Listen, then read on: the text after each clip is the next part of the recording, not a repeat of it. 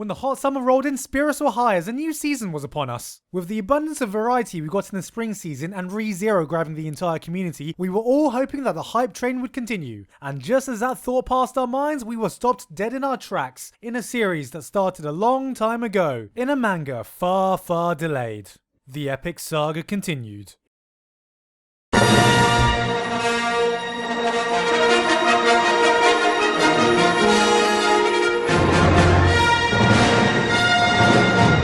It was an optimistic time to be a Berserk fan. 8 years had passed and we finally got off a fucking boat. And a new adaptation was announced, signaling the first time we could finally stop sucking off the Golden Age arc. Yet, in this time of optimism, a shroud of dread loomed among the fandom. Oh god, what did you do to it? Yes, 2016 was the year the Berserk franchise genuinely imploded by releasing one of the most awful adaptations ever to grace such a beloved franchise. The majority of people were already pretty cautious as soon as the term CG was being thrown around in early trailers, but nothing could have prepared us for the disaster that would befall everyone. And here's the thing. It wasn't just the CG that ruined it. Arjun already proved earlier in the year that dodgy CG can be saved by good writing, which Berserk should have. But the adaptation failed on almost every front to the point where it just felt like a high-budget fan project made by people who had little to no knowledge of filmmaking. From terrible action direction, awful shot composition, confusing cuts, amateur lighting, ugly color palettes, janky frame rates, and hilarious sound design that transformed Guts' steel behemoth of a sword into a fucking frying pan. For Berserk fans, it was like watching a car crash in slow motion, and the only real good things to come out of it were the opening and the hilarious fan reaction. ReZero may have been this year's show containing suffering, but Berserk is a pure embodiment of it for characters and fandom alike. From Guts' journey to waiting for new chapters to just hoping for a single decent complete anime adaptation. So if you're thinking about getting into Berserk, just read the manga because here's the Berserk 2016 experience.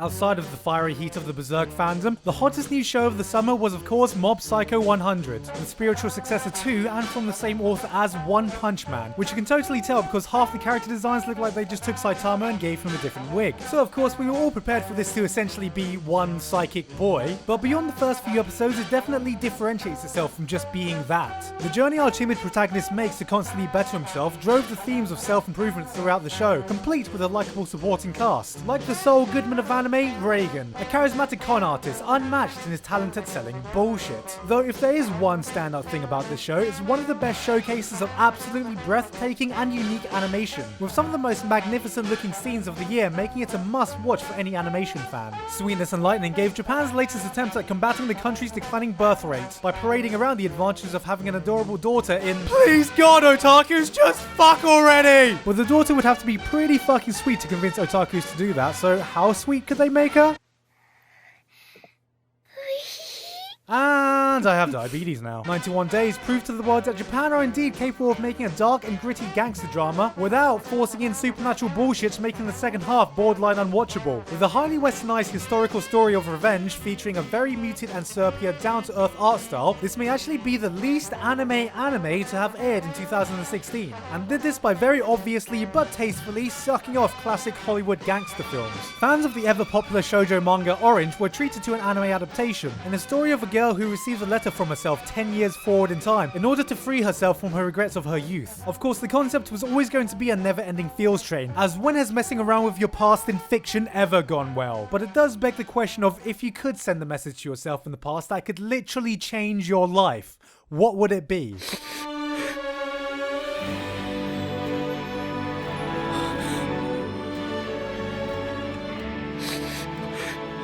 Tells us that Stereo the X did what Ufotable does best by presenting more stunning scenes of digital animation, while overall not being that impressive of a show when they aren't busy sucking off Type Moon behind the scenes. For those who needed some serenity in their lives, Amanchu was the perfect show for those who just needed something calming. You must cleanse the world of this ignorant filth. Giving us one of the most atmospheric, peaceful, Burn it all down, and tranquil slice of life anime to come out in the summer. kill them all, kill them all. Thunderbolt Fantasy gave us a curveball to look at by making a show using Taiwanese puppets. hits. Wait, hold on a second. Alan, does this count as anime? Who gives a fuck, man? Look at this shit. A show which everyone expected to suck because of that, but with a story from Gen Urobuchi and music from Hiroyuki Sawano, the puppets themselves are actually executed pretty damn well. And as an added bonus, can also be added to the growing list of things that are still better looking than Berserk 2016. The glorious weebs in China managed to ask an unimpressed Sir Ian McKellen to recite the incantation to Unlimited Blade Works, causing thousands of anime fans to discover a new level of hardness their bonus could reach. Unlimited Blade Works. And of course, Love Live Sunshine gave us a spin-off Sunrise desperately needed in order to fund the 50 Gundams they release every year, with a story that plays out like watching a bunch of Love Live fans drool over the original characters. And, I mean, it's more Love Live, what more can I say about it? It's fine if you love Love Live. But did anyone catch the secret message in the opening of the show? You have to look really hard, but it is there. Here, let me show you.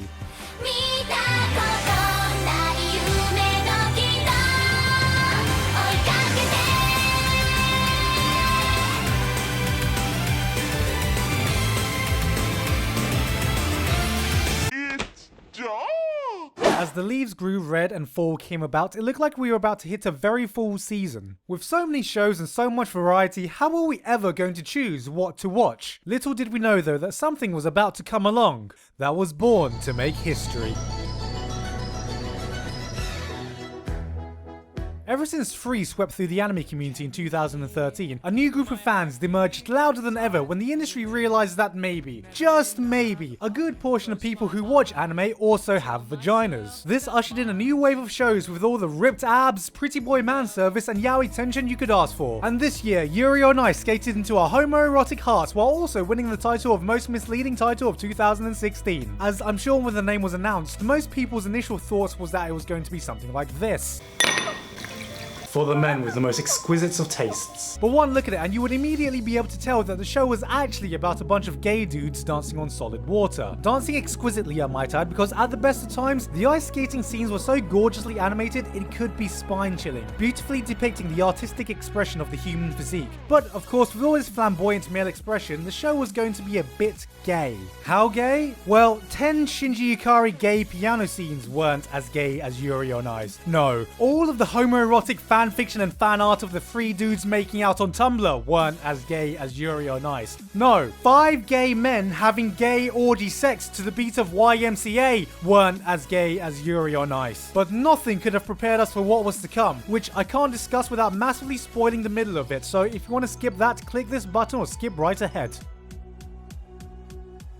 Alright, are you ready? Are you ready for the most unpredictable plot twist of all time? The show was actually gay. Yes, the biggest twist came when it was revealed that this wasn't just man service yaoi bait the girls were squealing at, but at how the series came to depict a very tender relationship between 2 men. Exploring queerness without resorting to conventional tropes, not surprisingly leading to its massive popularity in the LGBT community, along with actual professional ice skaters. This was signified by a kiss absolutely nobody thought would actually happen, marking a massive turning point while also ushering the sound of about 10 million dying whales that could probably be heard from Mars. The show went full homo and no one saw it coming. But regardless of how good the show actually was in the end, or how the ice skating animation did suffer in later episodes, it will go down as a landmark for progressive representation in anime. So, well done Yuri on Ice, you really were born to make history. In conclusion, Yuri on Ice? more like yaoi on ice?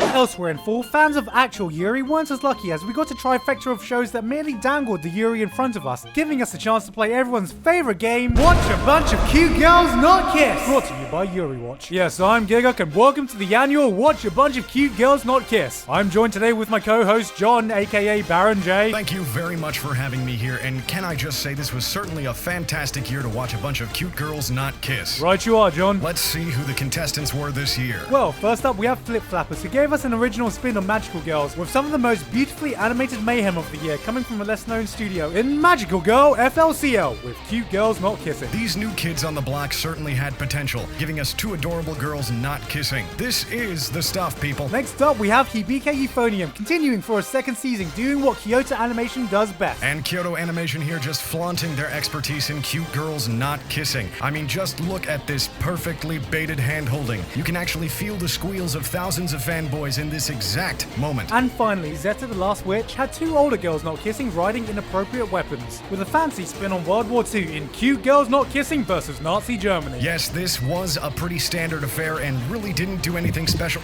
Wait a minute. Oh my god! Oh my god! We are witnessing history here, folks. Let's get an instant replay of that. And right here, you can see a moments never seen before on Watch a Bunch of Cute Girls Not Kiss. I don't believe it. I don't believe it, folks. We were graced by this year's new savior of anime, Keijo, a full-on video thesis on why the female backside is the greatest gift God has given us. The series showcased the best and worst parts of the ridiculousness only anime could offer by making a straight-up sport of superpowered ass wrestling. With its absolute over-the-top absurdity, it broke new ground, pushing boundaries in the elegant art of taking the piss. Literally.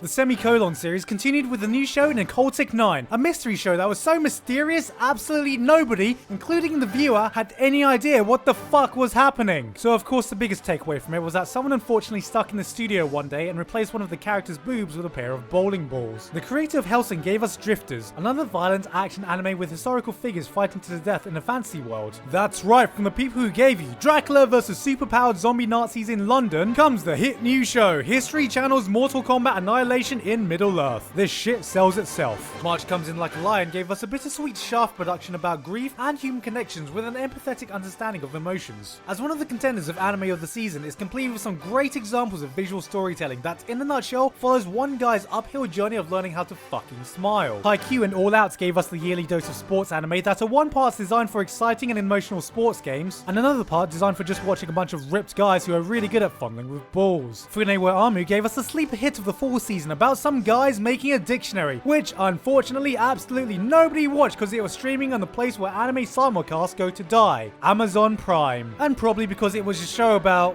well, making dictionaries. Which sounds incredibly boring, but beyond that, what we have is a brilliant down-to-earth drama, a true slice of life that is human and real, with incredible use of music and visual direction that highlights the magical power of language. This was one of the top shows of the season, and yes, it's about a bunch of dudes making a dictionary. You could even say, Yes, we were born to make Dictionaries.